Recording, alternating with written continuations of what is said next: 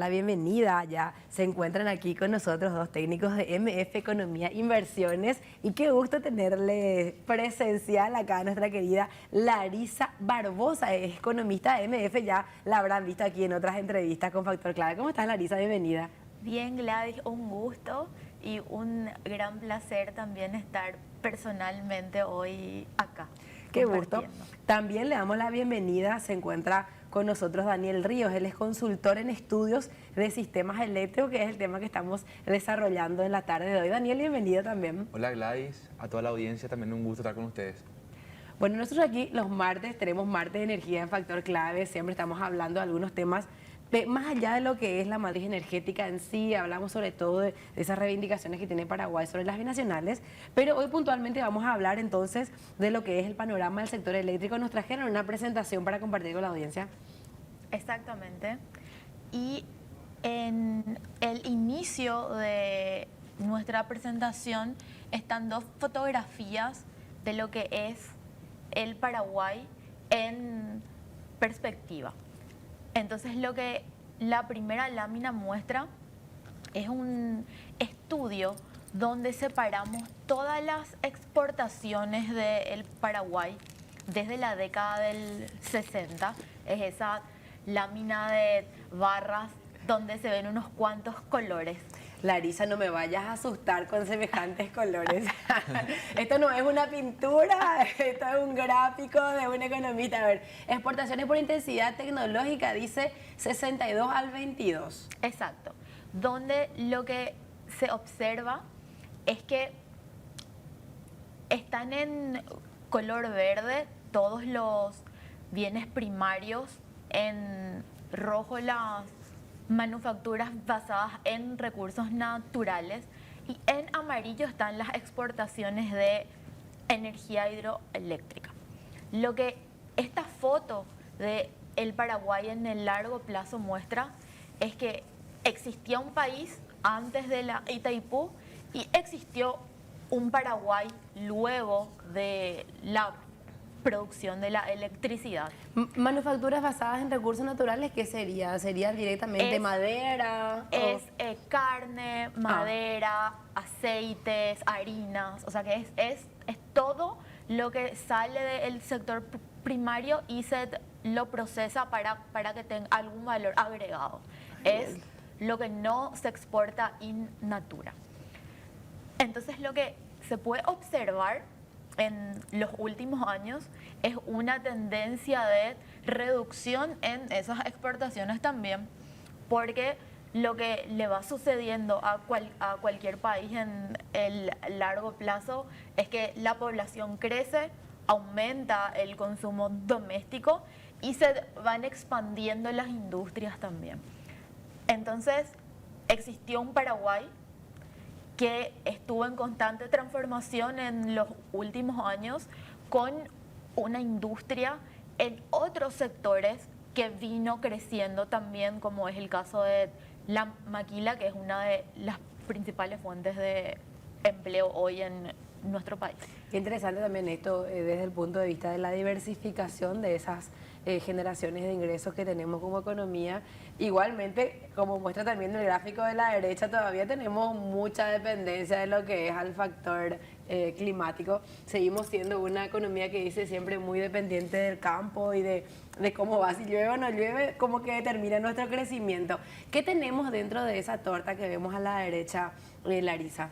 Bueno, lo que queríamos traer como reflexión luego de ver cuál es nuestra pauta exportadora, porque indicaste bien lo que un país exporta, lo que es su oferta, es su capital humano, es el empleo y son los ingresos también, ¿verdad?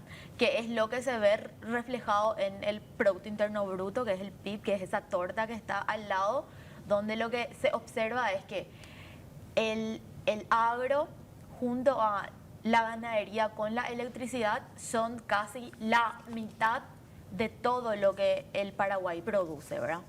Y lo que queríamos enfatizar es que si bien casi el 10% de todo el PIB son nuestras exportaciones de electricidad, eso internamente está redistribuido también dentro de las cadenas del agro que requieren de energía en las industrias o en el campo para tener que producir, y dentro de los servicios también que dependen de la energía para funcionar, para trabajar con las computadoras o con los software que sean necesarios para las otras actividades. Entonces, nuestra introducción para la discusión más ingenierítica y técnica que Daniel nos va a explicar es que la ingeniería eléctrica es extremadamente importante para el Paraguay, no solo para la exportación en sí, sino por todo su efecto multiplicador y por las ventajas que posee en esa diversificación de nuestro lado oferta. Sumamente interesante, Larisa. Bueno, y también Daniel entonces va a continuar explicando en la siguiente lámina. Vamos a ampliar esto que nos trae el equipo de MF Economía e Inversiones en la tarde de hoy. Bueno, Daniel, yo lo que te iba a decir es que nos hables en cristiano, nada acá de explicarnos a nivel de ingenieros, porque nosotros no somos ingenieros, somos apenas economistas, periodistas. Bueno, contanos. Pero la verdad que vamos a decirle que la analogía es bien cristiana, porque si la matriz de exportación, fuese una Biblia, hay un antes de Itaipú y hay un después de Itaipú. Hay un, digamos, una vieja matriz de importación y hay una nueva matriz de importación gracias a la electricidad, ¿sí? Entonces, la electricidad, que de hecho es un elemento, es un energético que está asociado a la modernidad para el aprovechamiento y la satisfacción de necesidades. Paraguay hizo un buen aprovechamiento de eso para diversificar su economía. Ahora, nosotros lo que tenemos que plantearnos, gracias a la película del pasado, es cuál va a ser la película del futuro que nosotros tenemos que empezar a trabajar como país. Y para eso tenemos la siguiente lámina que nos muestra cuál es nuestro consumo. Como estábamos diciendo, antes de Itaipú y después de Itaipú, el hecho de que Itaipú esté disponible hizo que, primero que nada, exista y se consolide una demanda de electricidad y que esa demanda de electricidad crezca exponencialmente. Esta es la carga eléctrica máxima del país desde 1990 hasta 2022. Y en ese sentido, este indicador de carga eléctrica máxima fue que esa demanda, esa apuesta por la electricidad por el lado de los consumidores fue creciendo casi exponencialmente. Y se ve, por ejemplo, cómo durante la pandemia, que vos estabas mencionando, Gladia, al comienzo, ese crecimiento se estancó. Vos ven 2019 y 2020, que la barra es más o menos igual, justamente por ese motivo, pero en 2021 y ni qué decir en 2022, eso volvió a repuntar inclusive con más fuerza. Entonces, lo que hacemos a partir de eso, viendo, digamos, el pasado, lo que hicimos también fue tratar de reproducir ese comportamiento a los siguientes 20 años, que es el siguiente gráfico que tenemos ahí en la presentación. Y en función a ese gráfico, lo que hacemos es contrastarlo con el gráfico de capacidad disponible en las centrales de generación. ¿Y cuál es el resultado que tenemos ahí? Es que nuestra capacidad de generación para el crecimiento de demanda que está previsto que tengamos, tarde o temprano, se iguale a la generación. O sea, que empecemos a consumir todo lo que ahora mismo nos sobra, pero que eventualmente, por el propio crecimiento de la demanda, eso va a tener que diversificarse desde el punto de vista de la generación. Vemos acá justamente en esos colores que están de fondo la franja azul. Itaipú Binacional es nuestra principal proveedora de energía, luego Yacyretá en menor medida y más chiquitito ahí la central local, digamos, que es Acaraed.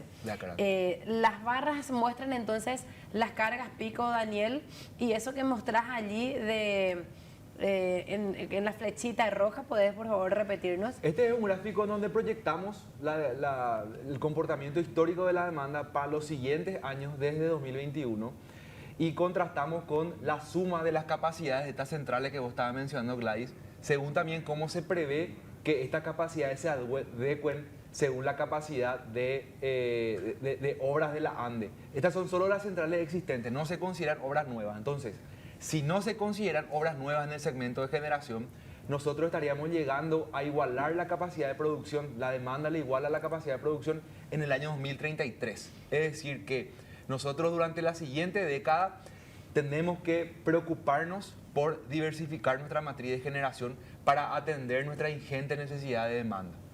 Claro, muchas veces dicen de eso que la discusión ya no es más vamos a usar o no nuestra energía disponible o vamos a exportar y exigir el precio justo, sino que ahora nuestra discusión y nuestra proyección tiene que ser justamente por qué vamos a hacer cuando ya no sean suficientes ese 50% que nos corresponde en las binacionales y lo que produce Carel, que es poquito. ¿Qué tenemos como alternativas?